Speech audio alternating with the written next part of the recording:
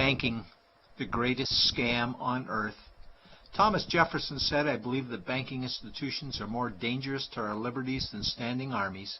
If the American people ever allow private banks to control the issue of their currency, the banks will deprive the people of all property until their children wake up homeless on the continent their fathers conquered." Jefferson's warning is already here. 40 million Americans are living on food stamps. Millions more are now homeless, living in tents, all because of one institution, the Federal Reserve System. The Federal Reserve is a group of private bankers who have stolen the money creation process from the American people. Most people still believe the Fed is an agency of the government working in our best interests. It is not. There is no greater form of evil in the world today, so let's explore the banking scam. None of us have ever been taught anything about money. The reason is to prevent us from learning the truth that money is a trick and money is a trap. When solving any crime, there's a universal truth: follow the money, but with the banking scam, follow it backwards. Where does money come from? The world's money supply is always growing. Where does all the new money keep coming from? Money comes from privately controlled global banks like the Federal Reserve System. They create money every day, which increases the world's money supply. Because all banks are either owned or controlled by private bankers, the real question is, how do private bankers create new money? And the answer is they create it out of thin air. Bankers create money out of nothing. They make it up. It is a fiction. Wow. Godlike power to create something of value out of nothing. A stroke of a keyboard and money is created. In fact, only 3% of the world's money is even in the form of bills and coins, which means 97% of all money in the world is just numbers typed on a computer screen. This is part one of the banking scam. Money is created out of nothing. The second part of the scam is this phony money is issued as debt. What is debt exactly? Well, when you consider we work our whole lives to pay it off, you could say debt is slavery. But whose debt is this phony money? It's our debt, all of it. It's our debt when we use credit cards, we get student loans, borrow money for mortgages, all bank borrowing. And it's our debt again when the government borrows, which is each and every day. In today's world, money is debt and debt is money, and don't forget the interest charges. Money equals debt and debt equals slavery, therefore money equals slavery. Our monetary system is a carefully concealed system of slavery. Why? Because our government can create the same money for free with no interest charges, just like they used to, as the Founding Fathers designed it inside the United States Constitution for our protection against private bankers. The third part of the banking scam is very evil.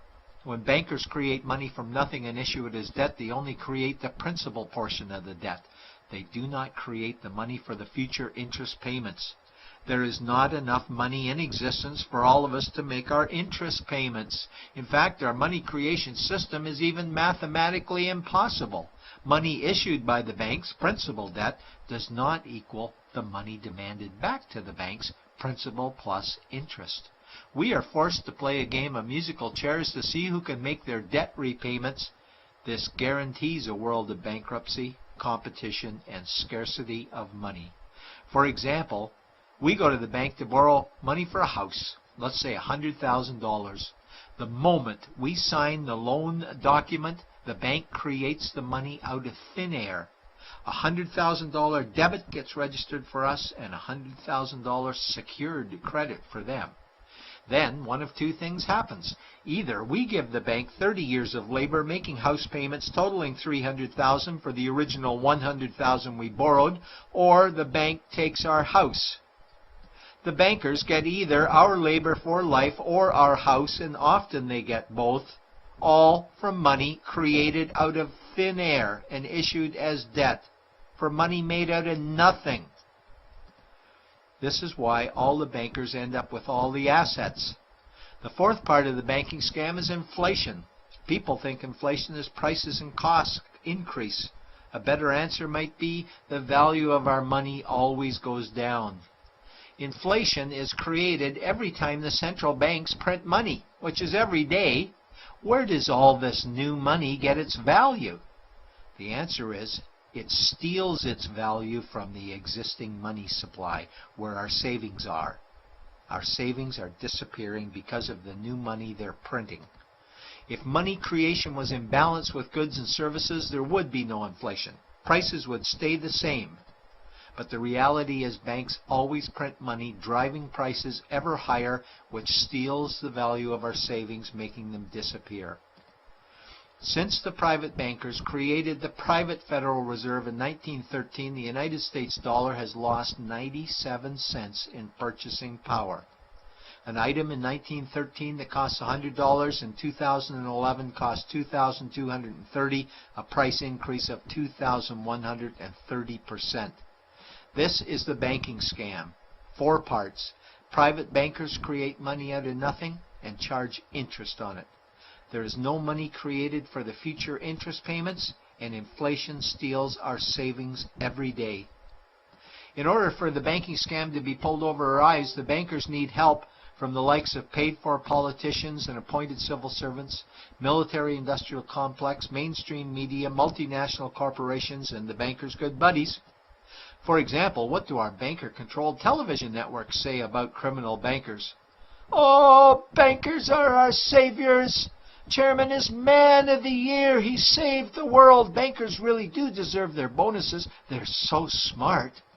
And what do our banker-owned G20 politicians say we need to do?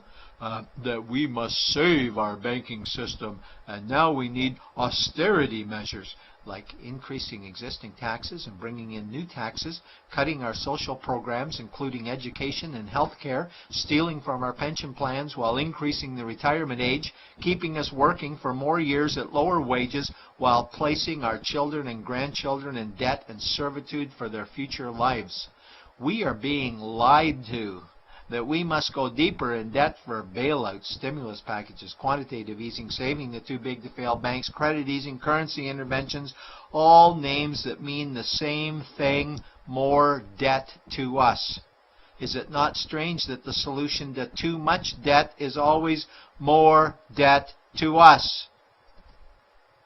And where is all this money going?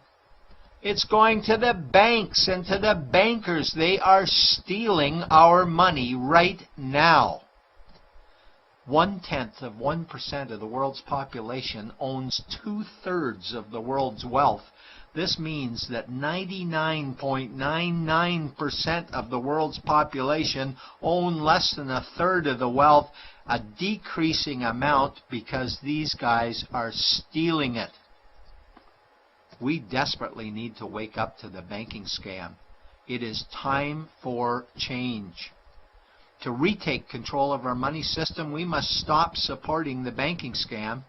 Lincoln said the government should create all the currency and credit needed to satisfy the spending power of government and the buying power of consumers. Money will cease to be master and will then become servant of humanity. And Jefferson said the issuing power of money should be taken from the banks and restored to the people to whom it properly belongs. It's a pyramid scheme. And we, the people, are the bottom layers of the banking pyramid. Without our support, the banking scam collapses. We have to do it ourselves. Wake up, get active, wake others. Remove our money from the bank. Buy gold and silver coins. Get out of debt. Rip up your credit cards. These actions will bring down the banking scam. Only vote for politicians who support debt-free money, or run for office yourself, and turn off mainstream media to search for the truth while you still can. And support every effort to end the Federal Reserve System and all the privately owned central banks. Let's bring these criminals to justice to get our money and our countries back before it's too late.